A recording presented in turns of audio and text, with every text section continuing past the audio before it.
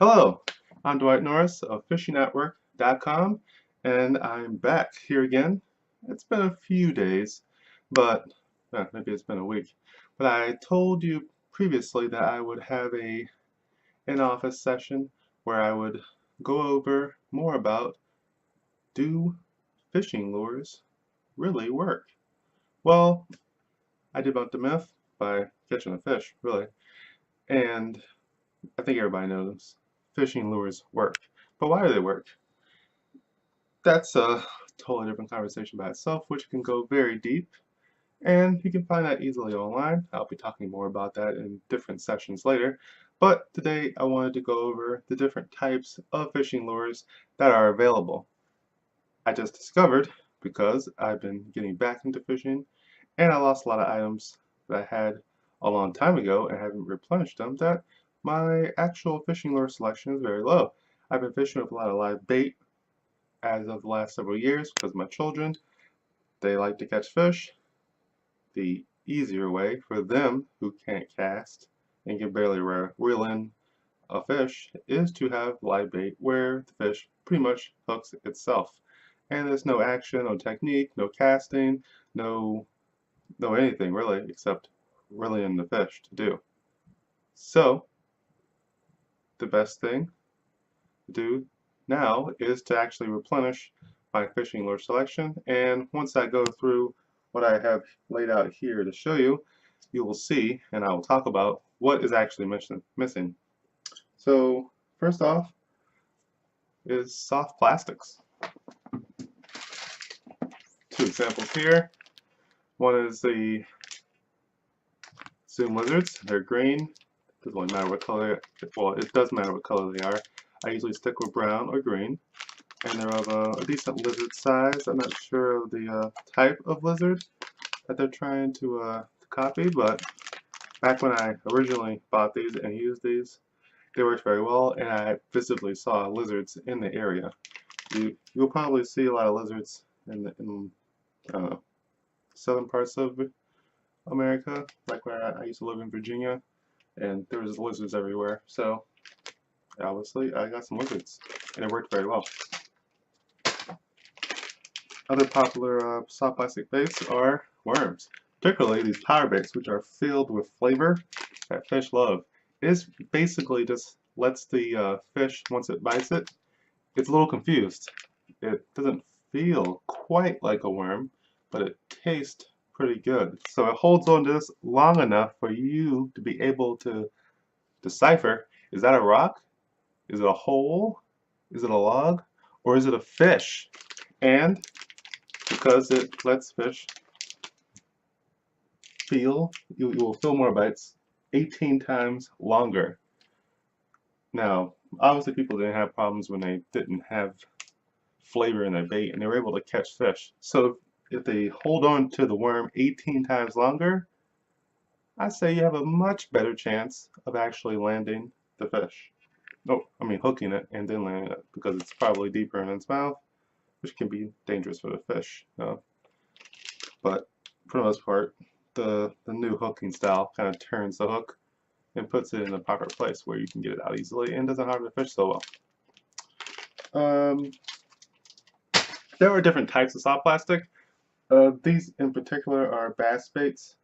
There are plastics that kind of integrate with other things, and I will talk about those a little separately.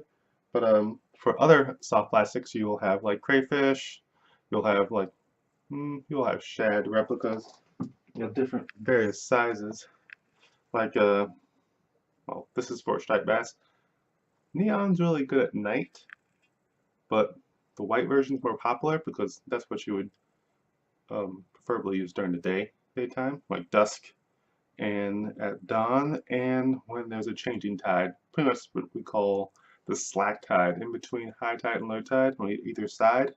When the current slows down, the fish are able to attack the bait fish easier, so they're not having to fight the current and do a sneak attack at the same time, and it just slows down and like boom, we can move now.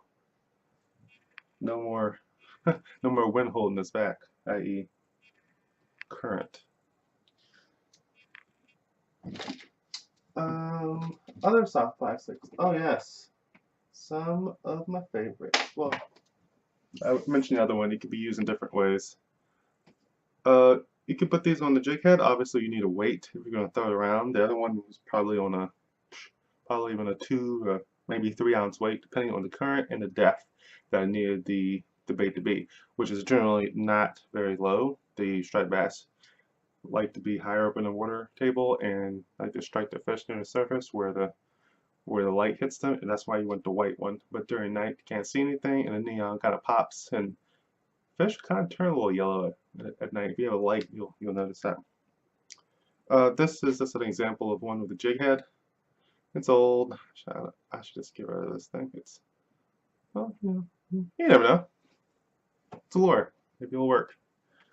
Still, one of my old favorites from back when I was a kid as in like middle school, high school, were what? Well, the most famous one was this puppy. I don't even know what it's called. Actually, I do have the bag for it. It's a Yamagato, and it's just a tube lure. It's hollow on the inside, and you can use a variety of types of hooks. You can use a regular hook. You can use this one's weighted. It has the weight in front, so I can get the downward action. And when I kind of jig it along, it shakes the tails around, which is kind of like a fin flipping around, or maybe a group of fish. The fish may get confused. I've seen several times where I'll be pulling through the water and the bass will just bite the tails, or even like a small like crappie or a panfish will come up and just go whew, and then stop and then bite the tail. It's kind of weird. I'm not sure what they're doing. I think they get close to it and they're like, wait a minute, mm, not quite what I was thinking, and they roll out. But I have found a slightly faster retrieve where I get more of a reaction bite is actually better. But man, I've caught so many fish with this style of lure, but only with the white ones. It has to be white and it has to have the reflective like specks in it. Not sure if you can see that. Hopefully this is in focus, but it has to have the specks. It doesn't need to be clear in the bottom like this one is, but you know, variations are fine. But it has to have these singular tails that come out, not like a tube worm like this. You know, this will still work, but not as good as this. Highly promote these for largemouth bass, particularly in ponds near cover like logs and lily pads. They will jump out at this thing. It's crazy. This version is great for small panfish. As you saw in my previous videos, I have one that has a spinner blade connected right here, which allows me to reel it in real fast. And honestly, the spinner makes sound. It has light and reflection, but also if I'm coming over a log, the spinner hits it first and actually gives me a bit of deflection, which enables me to stay, I would say, snag free more often, and I'm able to move the bait faster and know where it is. And this allows me to fish with one bait easily, not have to be worried about getting hung very often, except when I swing back and land in a tree, which I did many times, but I didn't look at my environment when I got to the edge of the water. Don't do that. Good thing I'm tall, I can reach it. But when you're fishing at work and you only have, 40 minutes from your travel time, with less your travel time, an hour less your travel time, for me it's 10 minutes on either side. You don't want to get hung, you don't want to have to change your bait, and it's just a pain in the butt. The fish are near the cover, and you have to fish near the cover, but you don't want to be stuck in the cover. You don't have time, so that worked well for me. So that's good for this. Another popular thing are crankbaits. I had that one I had a video about earlier, which was Rapala Countdown, which is it's a sinking minnow, but not like a lead weight, just goes straight to the bottom. This is more of a, not sure exactly how it worked. It's called Countdown, but once it hits the water, it slowly ticks down at a particular rate, which is closer to normal for a fish to do. Like you wouldn't see a diver well, maybe you would see a diver drop straight to the bottom of the water because the air pressure might crush them, but if they come up, they can't come up that fast. They have to do a gradual, so the air bubbles and stuff. And fish, the fish's swim bladder is the same, so actually dropping down at a decelerated rate is more lifelike. That's what Rapid believes. Not sure. I used it. I reeled it in a couple times. I caught some fish. So, you know, it works for catching fish. For their particular countdown feature, I'm not sure. I just wanted something that would go below the surface, but not all the way to the bottom. I wanted just a suspended one. And this is sort of like that. It doesn't go to a depth, it just keeps going down at a slow rate, which is good for me. I have another one, which is right here. This is I don't even remember the last time I used this. Obviously, the last time I used it, I had braided line, which I should cut off all of these lures. I just seem to snip off the line and leave it until the next time, then I deal with it. But yeah, this one is a deep diver. Obviously, it has a big lip. You can tell how deep they go by looking at the lip size. I mean, the lip length, and then the lip width. The length will show you how deep, how the amount of water that it can pull from a lengthways, which will cause it to dive deeper. The wider it is, the more side-to-side action you'll get. So this is a skinnier one, so the side action will be within a smaller range. It'll move like this, but if it was a wider lip, it would be like this, which is not quite what I think this thing is supposed to do.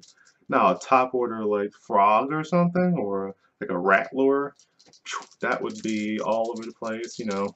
They have the tail flopping around so it could be accentuated, and the fish would know that's a rat, that's a frog, that's a lizard, or whatever, and whoosh, fun in the sun. The next set is jigs. Oh, jigs. I have used these a lot for striper fishing. One popular one is the bucktail jig. It has the all familiar lead, not lead, but you know, a weighted head with these horsehair or some kind of braided fabric. Apparently it comes out easily. And you can connect this with a worm or a fish. I'm not sure if it matters. Usually the end of it will be showing the end, and it's supposed to just show action of what it might be. Now, seeing a worm fly through the water like that, more or less everything's trying to look like a bait fish. But you can use like a grub, a giant grub slash worm thing, plastic bait, or a minnow like one which I showed you earlier, and it's connected to this, and this will give it more I think its main use is to give it more girth. When they see it, it has longer trails, and it makes it look like a bigger fish, or possibly more than one fish, like swimming in a school tighter together. So that's very popular with the striped bass.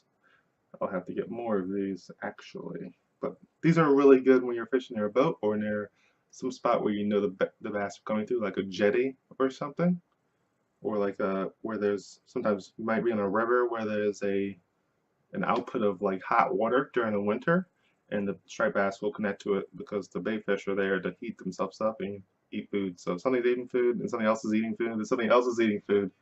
1, 2, 3, 1, 2, 3, right behind each other. So you know, just fall in line.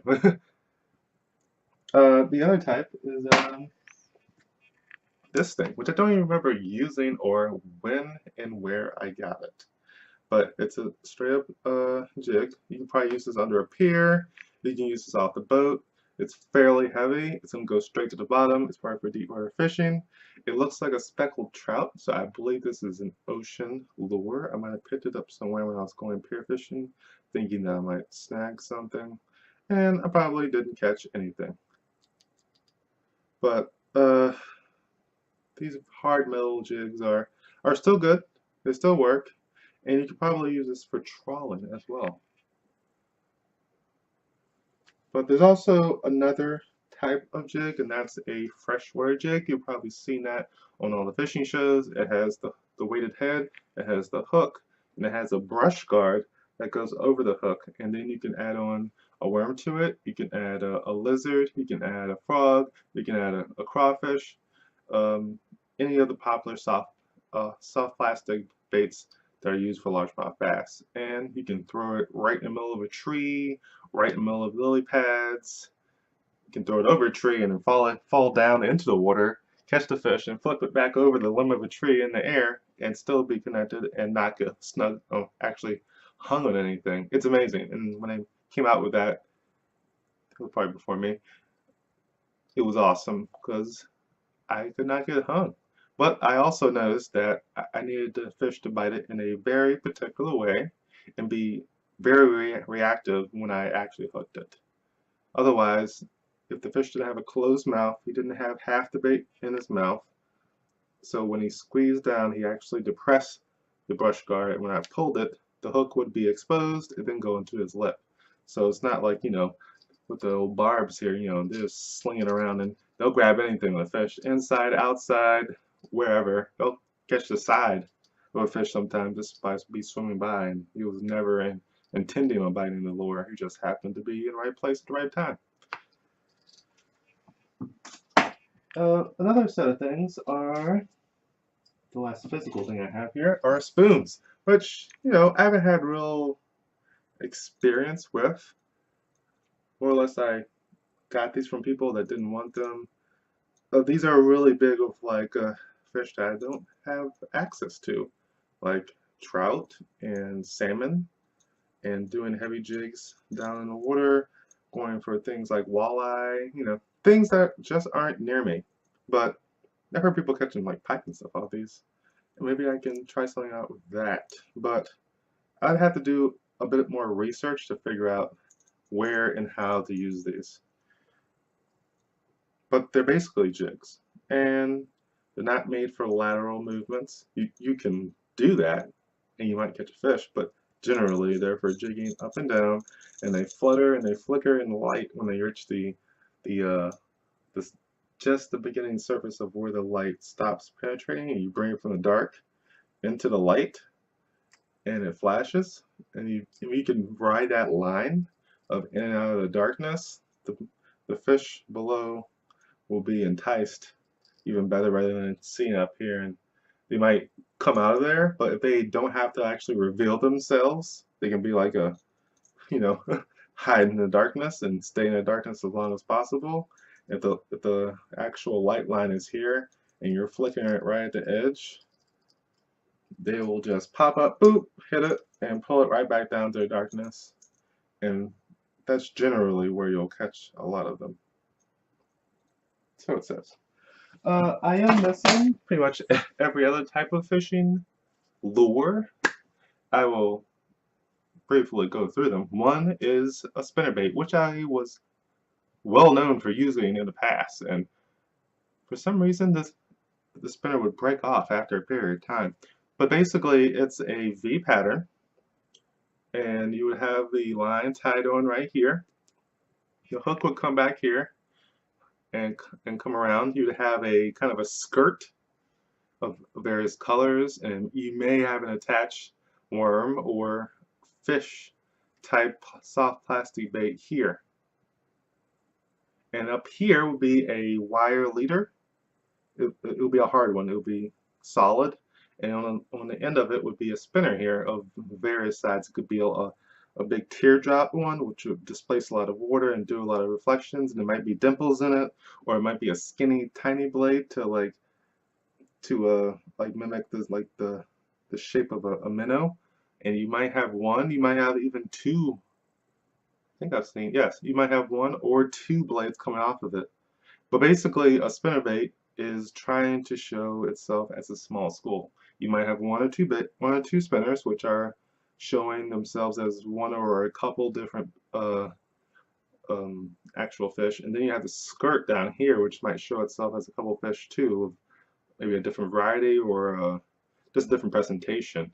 But generally, the fish will always eat the bottom replication because they're coming from below. and the bottom is also sometimes the furthest back. But I've seen them bite the blade before. But that's only because they got lost behind it and they were already in the top of the water, so they use speed. But most of the time, the fish are coming from below and they're going to bite that skirt and the spinner bait. Now, if you find out that you're missing a lot of them, a very popular thing is to have a trailer hook. It's basically a regular hook like this, and instead of having the eye be vertically, they do it horizontally, and it goes around the hook like this. And then there's a little rubber insert that goes around, that's tight to the hook, and you pull it over the top, and that keeps it from sliding off. And then you basically have a hook, and then you have another hook. You know what I'm talking about, yeah. A hook and another hook. It's called a trailer hook. And that will catch the ones who like to nip at it. Don't like nippers, except when they're fish. Another thing is topwater baits, which are very popular because it's fun to see a fish jump out of water and attack your bait, or try to attack it and make those little swirls like, oh, it missed it, oh, it missed it, then poosh, it busts out of the water, and you're on, and it's like, it's just like when you're going offshore fishing and you're trawling and you're skipping the like a bait just under the surface, trying to catch like sailfish or something, or a mahi-mahi, or whatever else. And that puppy hits it right on the top water, and whoosh, and you can see them. It's just more fun.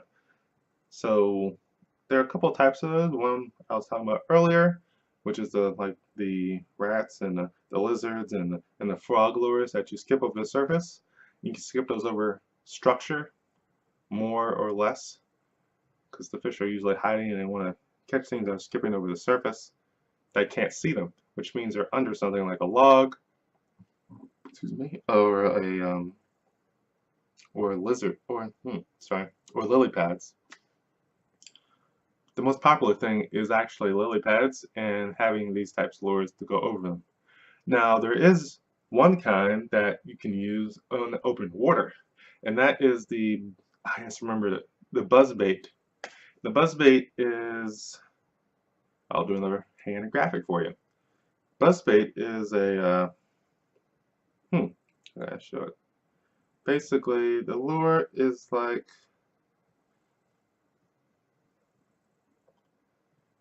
I'm having a hard time thinking about this. The lure is shaped like this.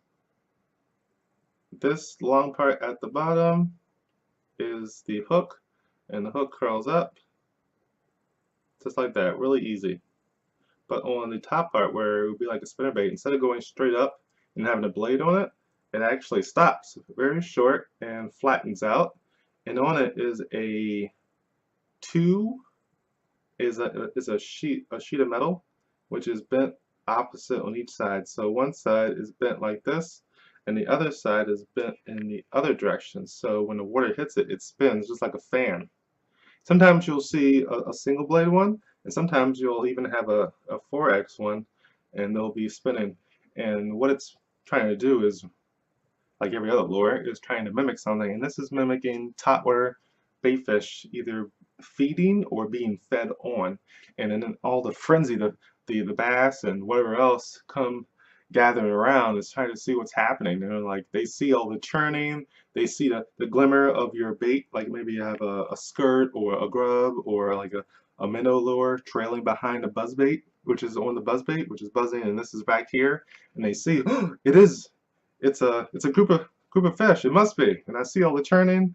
It's just like when a shark sees people flapping in the water with their surfboards, and they get bit because of all the swimming action and churning in the water, and you get too excited, and then, well, just like a bass will, they bite you. Except the shark is smarter, it actually lets go after it bites you and realizes you don't taste very good. The bass will just eat the whole thing. It doesn't care. It's called a largemouth bass for a reason. It doesn't know when to stop, which is great for fishing. Another type I've only come into contact a couple times when I was younger. I actually owned a couple where, I don't know what they're called, but I call them spinning spoons. Basically, it's a spoon.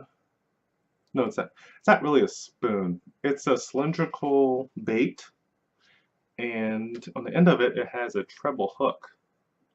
And cylindrical has colors. It may have like a fly, like kind of feathers and hairs coming off of it of various colors. You can actually make them with like beads and stuff, and then adding the feathers and the hairs just like you would any fly fishing lure. And then at the top of it is like a circular kind of metal blade that hangs onto it, and when you go through the water it spins around the bait. And here's the treble hook down here. Here's the connector. Here's the beaded part. Here's the where the hairs like go down over the bait, and then there's this blade that's just going around and flashing stuff, and it looks like a modified fly fishing lure, which is another thing I absolutely have no idea about. Something I plan on getting into. I I feel like it's more of like something you do when you retire. You have a long time to like make lures and work with the fly semen and the UV resin and all that stuff. But right now, don't have time. I need to hook on a lure, cast it out, catch a fish, pack up, go back to work. That's the plan. Now, if I can find a way, and I think I do know a way to do fly fishing just as easily, but it will take prep, you can do the same thing. Another cool thing is it's actually a branded thing. It's called Sluggos, and you can use those, and they're just long cylindrical plastic baits, and you hook them just like you would a worm, and they really mimic several things. It's basically bait fish, and a kind of I think it's called. Oh, it's similar to a style of topwater bait, which is like I think it's called a stick bait, which is just shaped like a stick with treble hooks on it. And when you pull it, it goes back and forth. I think it's called walking the dog, and it just goes this way, it flips that way, and you jerk it again, it goes that way, and it goes this way. And the sluggos do the same thing, except for soft plastics.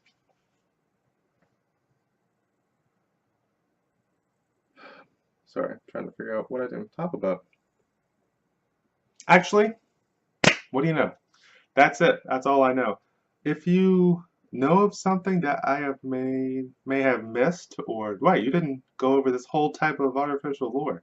What's wrong with you? I'm sorry. I have problems called I don't know everything. And I'd love to know everything, but I just don't. Or I do know it and I just can't pull it out of my brain right now. Or I didn't write notes for it. So, this is the end of the show. So, if you would like what you see, please subscribe down below or over here or wherever it is on the screen. Maybe you're looking at YouTube, maybe you're on the website. Either way, find the subscribe button and join our channel. Also, if you like it, hit the like button. That'll be great. And you can go to the website and you can join our private Facebook group and talk with like-minded individuals who like to fish at work or after work or before work or really anytime they have time to do it. And these are people who are working professionals and just don't have that much time to do the thing they love, and they would like help to know how to do it more often. So this is Dwight Norris signing out. Get out there and go fishing.